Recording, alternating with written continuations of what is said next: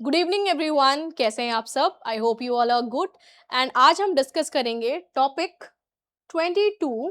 और वो टॉपिक का नाम क्या है? Freedom of speech must have reasonable restrictions. ये आर्ग्यूमेंट राइटिंग है और आर्ग्यूमेंट राइटिंग में हमें दोनों साइड को लिखना होता है। जैसे कि ये लिखा है कि रिस्ट्रिक्शंस होनी चाहिए, freedom of speech must have reasonable restrictions, yes होनी चाहिए। एक साइड में हमें लिखना है कि नहीं नहीं होनी चाहिए। तो आज का टॉपिक हमारा ये है, हम और आपको इसी पे लिखना है, इसी पे सोचना है। और अगर आपको लगे कि ये कंटेंट आपके लिए कम है तो इसी पे आपको थोड़ा सर्च करना है। Okay, so welcome to Study Funda. I am Madhu and today we will discuss argument writing topic, जो कि ये है। Okay,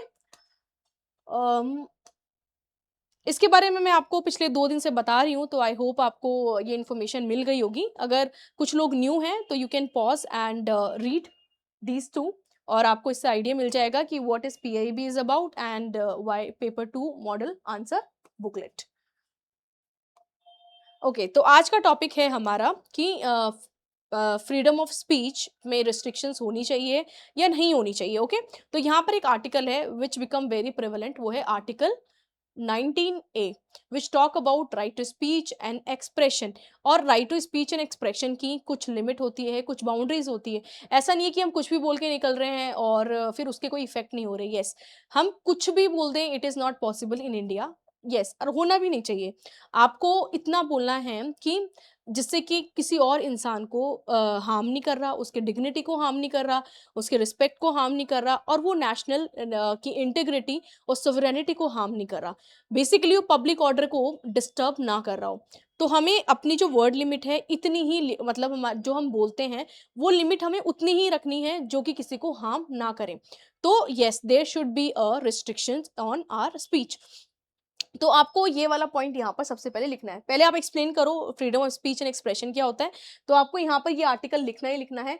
19A, 19 clause 1 sub clause A, which talk about right to speech and expression is a fundamental right। ये fundamental right है which is given in a part third of the constitution and article 19 clause A, sorry clause 1 and sub clause A of the Indian Constitution, and this article is very very very essential for democracy।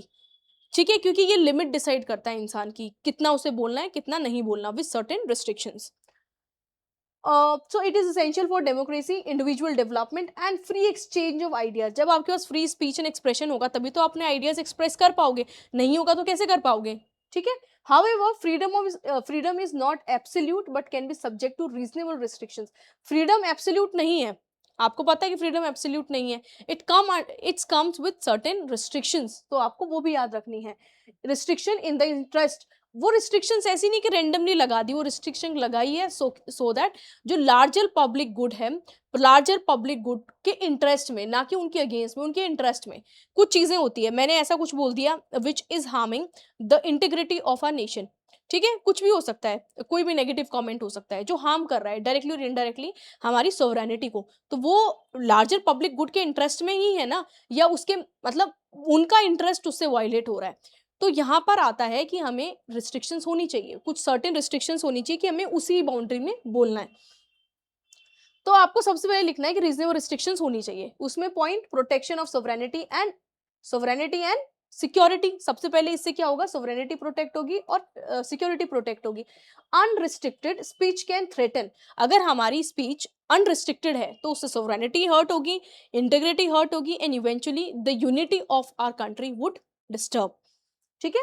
तो जैसे कि activities हो गई, जो कुछ लोग हैं ना जो सेपरेट होने की डिमांड करते हैं, सेपरेटिस्ट टेंडेंसीज होती है, सेपरेटिस्ट डिमांड होती है, वो भी क्या है, एक ऐसी फ्री एक्सप्रेशन है, वो फ्री स्पीच का एक्सप्रेशन है कि you are demanding this.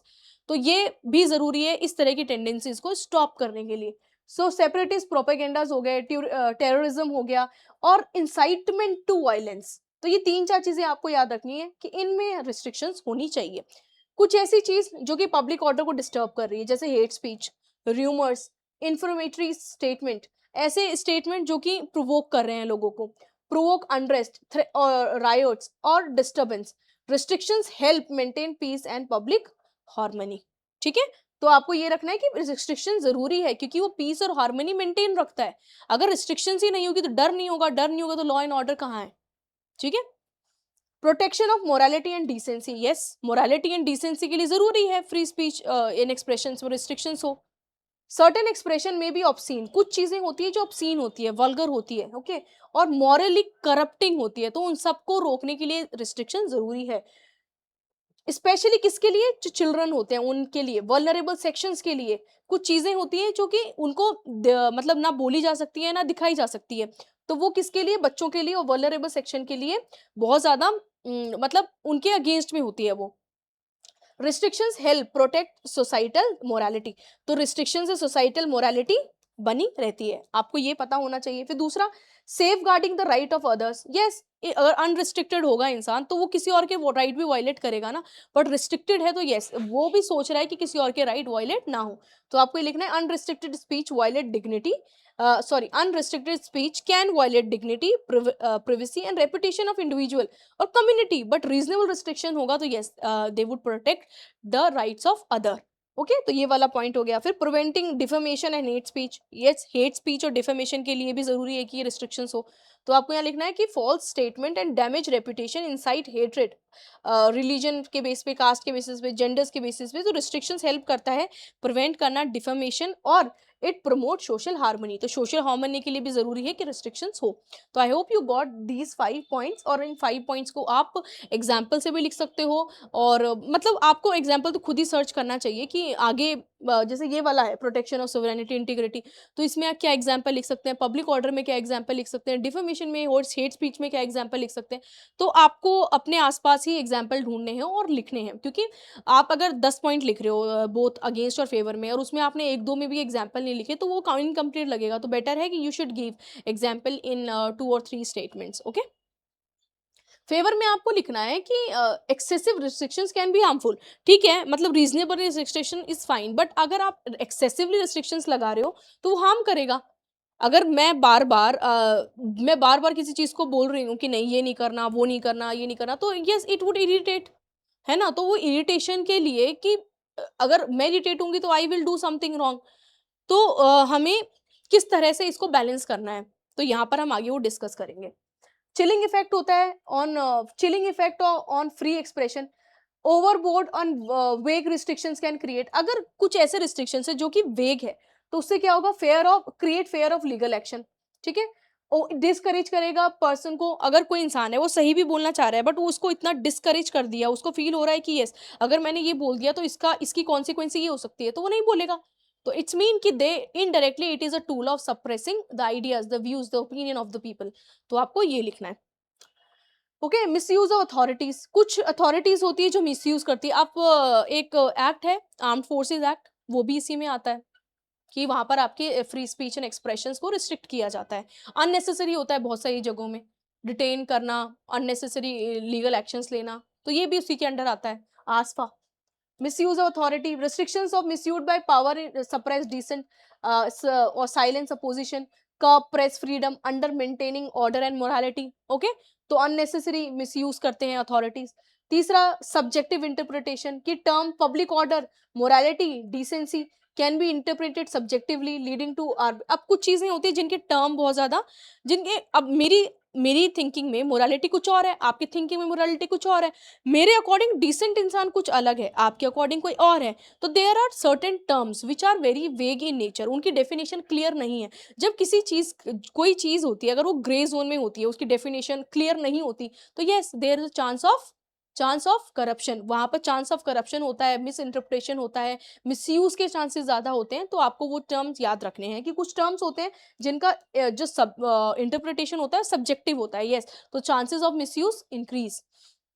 Hindrance of to public to hindrance to progress and reform, other open criticism होता है, डिबेट होता है जो इसेंशियल होता है प्रोग्रेस के लिए। अगर हम किसी चीज के ऊपर डिबेट डिस्कशन करेंगे तो यस उसकी कॉन्सिक्वेंसेज या उसका रिजल्ट होगा ना, the outcome would be good, but अगर उसकी आउटकम अच्छी नहीं है, मतलब अगर डिस्कशन ही नहीं हो रहा, आप आइडिया सप्रेस कर रहे हो, तो कहाँ से डिस्कशन हो, कुछ नहीं हो रहा ना। जब कुछ हो ही नहीं रहा तो किस तरह से आप सोच सकते हो कि उसके रिजल्ट पॉजिटिव होंगे। तो प्रोग्रेस और रिफॉर्म के लिए discussions are very important. Excessive restriction stifle करती है इनोवेशन को, रिफॉर्म को और फ्री एक्सचेंज ऑफ आइडियाज को in a democratic society. Our society is democratic where it is important कि हम अपने आइडियाज एक्सचेंज करें, डिबेट करें, डिस्कशन करें, किसी डिस्कोर्स में बैठें। बट अगर ये सब चीजें नहीं होगी, आप इन सब चीजों को अंडर रिस्ट्रिक्शंस रख रहे हो, तो फिर क्या होगा? What is the meaning of democratic society? तो यहाँ पर ये बात बोली गई है। लिमिट करता है डेमोक्रेटिक डिस्कोर्स, जैसा मैंने बोला कि yes discussion over regulation sometime prove very wrong. कभी कभी जिन चीज़ों को हमें रिस्ट्रिक्ट करने के लिए बनाए होते हैं रूल्स एंड रेगुलेशन, उसको ना करके वो ऐसी चीज़ों को रिस्ट्रिक्ट करते हैं which are really important for the progress. तो आपको यहाँ पर ये भी लिखना है कि पब्लिक डिस्कोर्स को या डेमोक्रेटिक डिस्कोर्स को ये डिस्टर्ब करता है। फिर लास्ट में आप लिख सकते हो कि फ्रीडम ऑफ स्पीच इंपॉर्टेंट है, but it should come with responsibility. Reasonable restriction necessary है, बट हमें पता होना चाहिए कि हमें किस तरह से उनको बैलेंस करना है कि फ्रीडम, जो इंसान है उनकी फ्रीडम ना जाए एक्सेसिव रिस्ट्रिक्शन से। फिर आपको लिखना है the key idea lie in ensuring that restrictions lawful हो, नेसेसरी हो, और मतलब लॉफुल हो, नेसेसरी हो और आर्बिट्री ना हो, वो आर्बिट्री ना हो, वेग ना हो, किसी ग्रे जोन में ना हो। उसके बाद हेल्दी डेमोक्रेसी रिस्पेक्ट करती है फ्री स्पीच को।